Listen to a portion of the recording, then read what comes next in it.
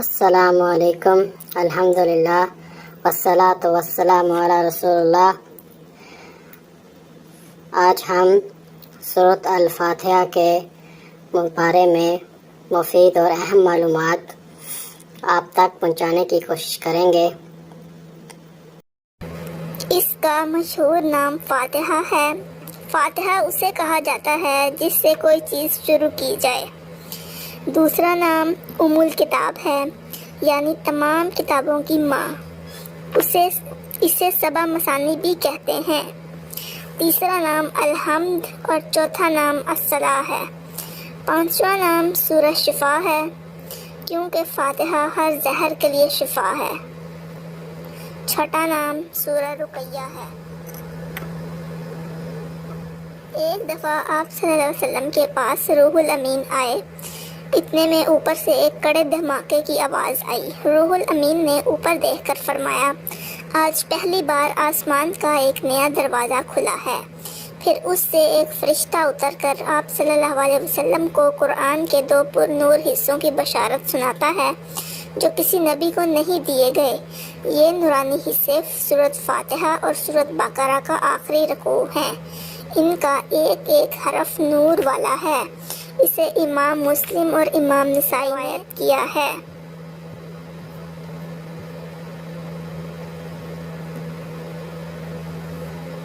فرمایا، میں نے فاتحہ اپنے اور اپنے بندوں میں آدھی آدھی بانٹ دی ہے۔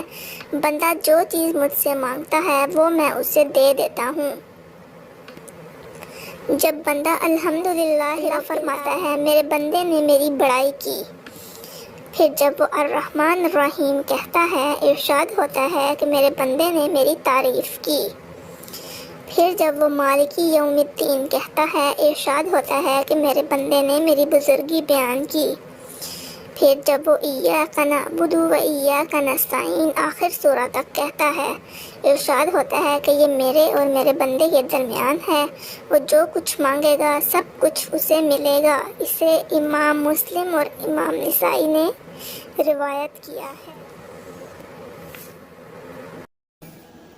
یونس نے ابن شہاب سے روایت کی، کہا مجھے محمود بن ربیع نے حضرت عبادہ بن صامت رضی اللہ عنہ سے خبر دی۔ انہوں نے کہا کہ رسول اللہ صلی اللہ علیہ وسلم نے فرمایا، اس شخص کی کوئی نماز نہیں جس نے ام القرآن یعنی سورۃ الفاتحہ نہیں پڑھی۔ حدیث نمبر 875۔ اللہ تعالی ہمیں سمجھنے اور عمل کرنے کی توفیق عطا فرمائے، آمین۔